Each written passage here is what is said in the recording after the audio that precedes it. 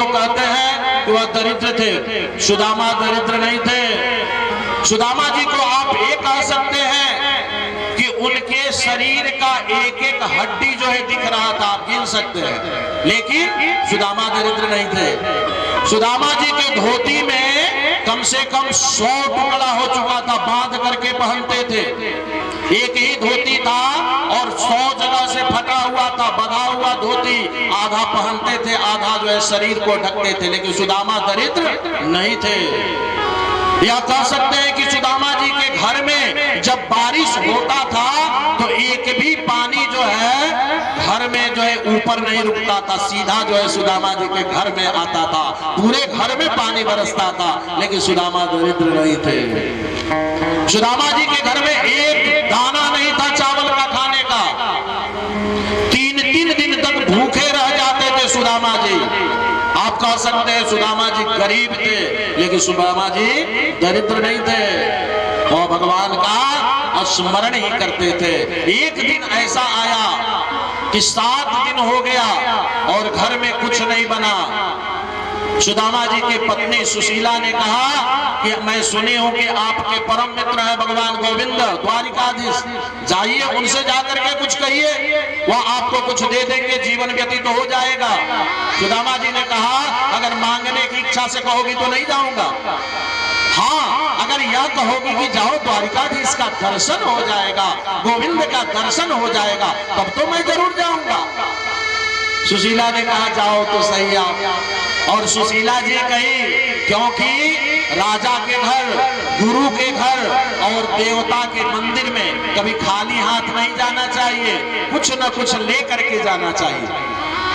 राजा के यहाँ, गुरु के यहाँ और मंदिर में कभी खाली हाथ नहीं जाना चाहिए। वह बोली कि ऐसा है कि आप जा रहे हैं राजा के यहाँ, द्वारिकाधीश के यहाँ, कुछ तो लेकर के जाइए। सुशीला जी चाहती तो किसी पड़ोसी से एक बार कह देती तो बोरा भर के चावल आ जाता, लेकिन 7 घरों से चावल लाई, 7 घरों से चावल ला करके फटे से पोटली में बांध करके दे दी। सुदामा जी लेकर के चल दिए द्वारिका। रास्ते में चलते चलते शाम हो गया, नदी के किनारे गए, वहीं पे कहे कि कोई मुझे पार लगाने वाला है। मलाह ने कहा कि मैं हूँ, गोविंद सिंह मलाह बन के आए थे। नाव पे बैठा लिए, कहे सुदामा जी कि मैं नहीं बैठूंगा भैया उतार दो, क्योंकि तुम पार लगाओगे तो पैसे लोगे ना, और मेरे पास तो कुछ है नहीं देने के लिए, मुझे यही छोड़ दो। वो मलाह ने कहा कि महाराज आपके जैसे लोगों को तो मैं फ्री में ही पार लगाता हूँ, आप बैठ जाओ। और बैठ करके और उनको नदी को पार लगाए। और नदी को पार करने के बाद सुदामा जी ने कहा कि भैया यह बता दो कि द्वारिका यहाँ से कितनी दूर है, मैं कितने समय में पहुंच जाऊंगा, क्योंकि रात होने वाला है। मलाह ने कहा कि महाराज आपके शरीर का एक एक हड्डी दिख रहा है और आप कितने तीव्र गति से जा सकते हो यह मुझे मालूम है। आप अगर और आप रास्ता भी भूल चुके हैं, 1-2 दिन नहीं, आप कम से कम जो है कि 4-5 साल लग जाएंगे आपको द्वारिका जाने में। सुदामा जी ने कहा कि गोविंद आप मेरा रास्ता भी भटका दिए और 4-5 साल, अब तो मैं कहीं नहीं जाने वाला। और नदी के किनारे जो है कि गमछा बिछा दिए और वहीं पे लेट गए और कहे कि भगवान अगर तुम्हें जरूरत हो तो मुझे बुला लेना, नहीं तो यही सुदामा को छोड़ देना।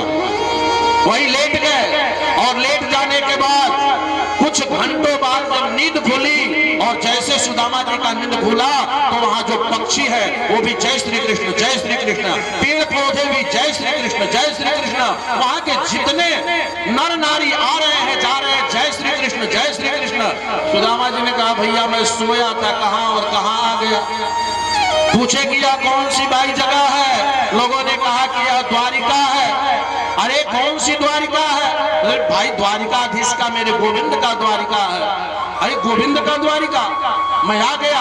ये बताओ कि गोविंद का यह राजमहल कहाँ है? लोगों ने कहा थोड़ी दूर पे है। लेकिन आप हो कौन? सुदामा जी ने कहा मैं उनका परम मित्र हूँ और मैं अपने मित्र से मिलने आया हूँ। और द्वारिकाधीश के दरवाजे पे गए और सिपाहियों से बोले कि जाओ जा करके आप राजा से कह दो कि एक सुदामा आया है मिलने के लिए। सिपाहियों ने कहा कि अरे महाराज, अभी अभी मेरे राजा का भोग लगा था और भोग लगा हुआ है तो राजा साहब कुछ आराम तो करेंगे ही करेंगे, और आप कुछ देर ठहर जाओ, मैं गोविंद से आपका खबर बता दूंगा। सुदामा जी ने कहा कि भैया जा करके बता दोगे ना। एक सिपाही ने कहा कि सुनो भाई, आपको कुछ धन और चाहिए तो ले लीजिए, आप धन ले लीजिए और चले जाइए, क्योंकि हमको मालूम है कि आपके पास कुछ है नहीं, आप दिखने में जो है दरिद्र लगते हो। सिपाही ने कहा दरिद्र लगते हो। सुदामा जी ने कहा कि मैं कुछ मांगने के लिए नहीं, मैं तो गोविंद के दर्शन करने के लिए आया हूं, वह मेरा परम मित्र है। सिपाही ने कहा परम मित्र है? हाँ, वो मेरा परम मित्र है, बचपन का मित्र है, उसे जाकर के कह दो कि तुम्हारा मित्र सुदामा मिलने के लिए आया है।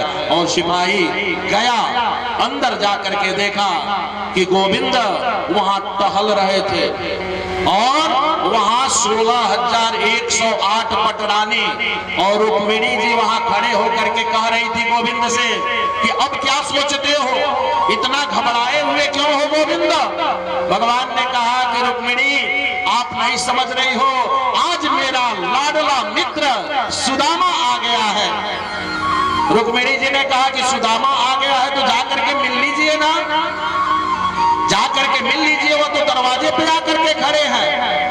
भगवान ने कहा कि रुक्मिणी, आप नहीं समझते, मैं अगर मिलना होता तो उसी समय नदी के किनारे मिल लिया होता, लेकिन यह मित्रता ऐसी नहीं। सुदामा से तो मुझे ऐसे मिलना है कि पूरी दुनिया याद रखे सुदामा और कृष्ण की मित्रता, पूरी संसार याद करे, वैसे मुझे मिलना है, ऐसे नहीं मिलनी है मुझे। और भगवान कुछ प्रतीक्षा करो। सिपाही जा करके और देखा कि भगवान वहां टहल रहे हैं, आग्रह किया, प्रभु मैं कुछ कहना चाहता हूं। भगवान ने कहा कि कहो भैया, क्या बात है, क्या खबर लाए हो? तो वह सिपाही ने भगवान से कहा कि शीश पगान झगातन पे प्रभु, जाने को यही बसे के ही ग्रामा। शीश पगान झगातन पे प्रभु, जाने को यही बसे के ही ग्रामा। धोती फटी सी लटी दुपट्टी अरु, धोती फटी सी लटी दुपट्टी अरु, पाए उपान हो कि नहीं सामा। द्वार खड़ा द्विज दुर्बल एक, रोहो चकी शोभ सुधाय अभिरामा। द्वार खड़ा द्विज दुर्बल एक, रोहो चकी शोभ सुधाय अभिरामा। पूछत दीन दयाल को धामा, पूछत दीन दयाल को धामा, बतावत आपन नाम सुदामा। भगवान ने कहा कि क्या कहा, क्या बताया नाम? सुदामा, मेरा मित्र सुदामा आ गया। द्वारपाल ने कहा कि हाँ प्रभु, उसके सर पे पगड़ी नहीं है, धोती फटी है और पैर में बड़े बड़े बेवाए फटे हुए हैं, और शरीर जो है ऐसा है कि उसकी एक एक हड्डी गिनी जाएगी, लेकिन यज्ञों पवित्र धारण किया हुआ है, देखने में लगता है कि ब्राह्मण है, मस्तिष्क चमक रहा है, उज्जवल हो रहा है, देखने में तो कई दिव्य ब्राह्मण लगता है। और भगवान ने सुना कि मेरा मित्र सुदामा आ गया है, और भगवान दौड़ते हुए गए और दरवाजे पे जाकर के सुदामा जी को गले लग गए, और गले लगने के बाद सुदामा जी को पुनः जो है अपने घर में लाए, और घर में ला करके कहे कि पहले परात लाओ, मेरे सुदामा का पैर धोई जाएगी। और एक एक पत्नियां कहने लगी, लेट होने लगा। तब तक भगवान इसे बेहाल बेवाइन सो पगु, कंटक जाल लगे पुनि धोए। इसे बेहाल बेवाइन सो पगु, कंटक जाल लगे पुनि धोए। हाय महादुख पायो सखा तुम, आए ही तैना कित दिन खोए। देखे सुदामा के दिन दशा, करुणा करी के करुणा निधि रोए। देखी सुदामा की दीन दशा, करुणा करके करुणा निधि रोए। पानी परा तो हाथ छुओ नहीं, भगवान ने पानी तो छुआ ही नहीं कि पानी पराते को हाथ छुओ नहीं, नैनन के जल से पग धोए। भगवान जो है सुदामा जी के पैरों में जो कांट लगा है अपने दांतों से गोविंद निकालना है। कह रहे हैं कि मित्र अगर हाथ से निकालूंगा तो तुझे दर्द होगा, इसलिए भगवान गोविंद अपने दांतों से सुदामा जी के पैरों का कांटे निकाल रहे हैं और नैनों से इतने रो रहे हैं कि कैसा मेरा मित्र सुदामा है कि इतना दुख सहा लेकिन एक बार भी मुझे याद नहीं किया, मुझे एक बार भी नहीं याद किया। और भगवान ने उनका सत्कार किया। सत्कार करने के बाद, क्योंकि समय कम है इसलिए हम सब इस कथा को यही सुदामा चरित्र पे ही संपन्न करेंगे। भगवान ने सत्कार करने के बाद उनके हाथों से जो लिए थे वो लेकर के और खाए, और खाने के बाद जो चावल लेकर के आए थे सुदामा जी, उसको लेकर के एक मुट्ठी भगवान ने लिया और कहा कि एक लोग सुदामा को दी जाए, और दूसरा मुट्ठी चावल उन्होंने निकाला, कहा दूसरा लोग दिया जाए, और तीसरी मुट्ठी जैसे चावल निकाल करके भगवान खाना चाहते थे, रुक्मिणी ने हाथ पकड़ लिया। रुक्मिणी ने कहा कि प्रभु आपको ये समझ नहीं कि 16,108 विवाह किए हो और 3 लोक में 2 लोक आपने सुदामा को दे दिया और यह तीसरा लोक भी देने जा रहे हो। अगर दे दोगे तो हम सब का क्या होगा, हम सब तो रोड पे आ जाएंगे। भगवान ने कहा कि रुक्मिणी आज तुम मेरा हाथ रोक रही हो सुदामा को देने से, अरे तुम्हें यह याद नहीं, यही ब्राह्मण अगर पत्र लेकर के और द्वारिका में नहीं गया होता तो तुम्हारा और हमारा विवाह नहीं होता। इसी ब्राह्मण के कारण आज तुम मेरा पटरानी बनी हो और आज इसे देने के लिए मैं दे रहा हूं तो तुम रोक रही हो।